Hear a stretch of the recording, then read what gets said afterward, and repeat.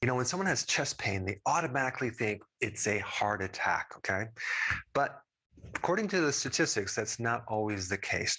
Only 31% of those people that have angina or chest pain have this connection to the heart. And even if someone does have angina or chest pain, it doesn't mean they have a heart attack. A heart attack is a situation where you have a lack of blood flow to the heart that actually causes some damage. And so if you have chest pain, there could be something going on in the heart that's creating the pain, but not necessarily damage. However, it could create damage. And one thing you need to know about heart attacks is that out of all the heart attacks, the great majority, like 64% of heart attacks, are silent. There is no symptoms whatsoever. But when someone has angina, they a lot of times have sweating, dizziness, and shortness of breath. But many times they go to the emergency room and there is nothing going on with the heart. So today we're going to talk about the other reasons, like 11 other reasons why you might have chest pain. If we take a look at the chest cavity, you have a lot of things that are right underneath the chest cavity. You have the heart, of course, you have the lungs, you have the liver, you have the gallbladder, you have all the bile ducts, you have the pancreas, and you have ducts that kind of join with the bile ducts from the gallbladder. And then you also have the stomach. So 42% of people that have chest pain have a symptom that is related to their digestion, okay? It has nothing to do with the heart. And I'm also going to cover the other causes that are more rare that involve the lung tissue. Okay, the first thing I want to talk about is this thing called GERD. What is GERD? GERD is basically acid reflux. It's an advanced acid reflux where the valve on the top of the stomach is not closing. And so food is regurgitating back up into the esophagus. And when that happens, it can cause discomfort and chest pain because that's right underneath the sternum. And I'm going to put some links down below of videos that I've done on every single area so you can get more information if you have this problem. But a very important question to ask if you have chest pain is, what happened just before the chest pain? Just to get a clue. Was there something you ate that you normally shouldn't be eating? Or is it some stress or whatever? The next cause of chest pain is the gallbladder, but it's not necessarily gallstones, okay?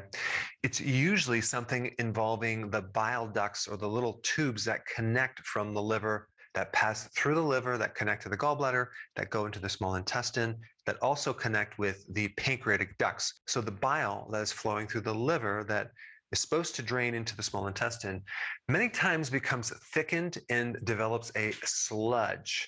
And that topic is something that there's not a lot of data out there, even though it's very, very common. I've done a lot of videos on it, and it's a real thing. And when this bile becomes thickened because there's not enough bile, that creates all sorts of pressure in that tube. And that pressure in that location is directly underneath your rib cage. In fact, many people who have costochondritis, which is inflammation in the sternum, really have a problem with their bile ducts. I mean, if you think about it, why would someone have inflammation in the cartilage next to their sternum? Unless maybe they just did a workout doing bench press and they're really sore. But what would cause this inflammation, which is directly over the sternum? It just doesn't make sense. And for those people that have never heard about this before, because you haven't watched my videos, the antidote is bile salts, okay? And you can get them online. And one version that works really good is called TUDCA. And if you've ruled out a heart problem, okay, and it's definitely not heart related, and you end up massaging underneath the right rib cage, and I've done a video on that. I'll put that link down below.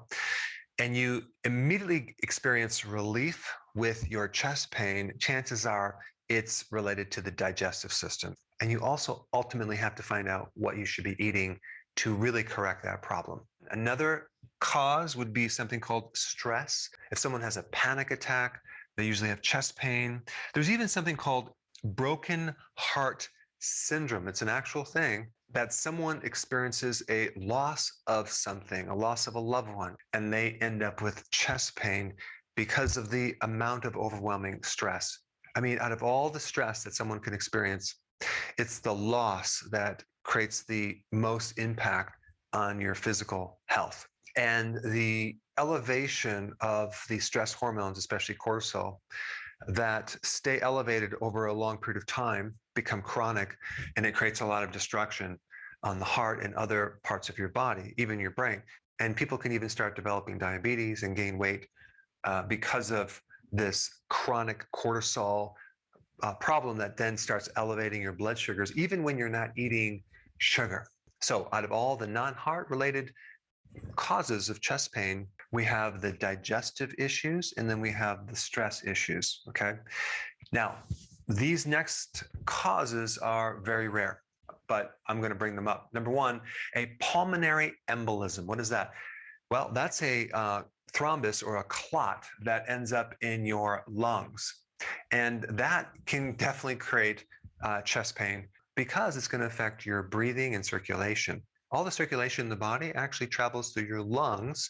And if there is some blockage to your lungs, you're going to have major chest pain, and especially when you breathe in, okay? Pneumothorax. And so that basically is a collapsed lung. And so now we have this increased space between the lung and the wall of your chest. So you're usually going to have a sharp chest pain on one side because of that. Then you have something called aortic dissection, where you have the aorta, which is a major vessel that is either tore or ruptured. Okay, that is extremely dangerous, but it is also extremely rare. Then you have pneumonia. Okay, that can cause chest pain, but if you have a lung infection, you're going to know you have a lung infection with other symptoms.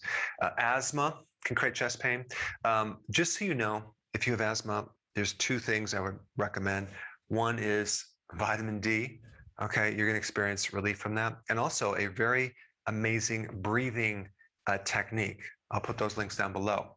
This breathing technique can pull someone out of an asthmatic attack within minutes. Then shingles. Shingles actually is viral related, and that can create chest pain as well. And then you have something called pericarditis, which is viral, where you have this inflammation around the heart. Okay. Now, since a very common cause of chest pain relates to the digestive system, I highly suggest you watch this video next right here.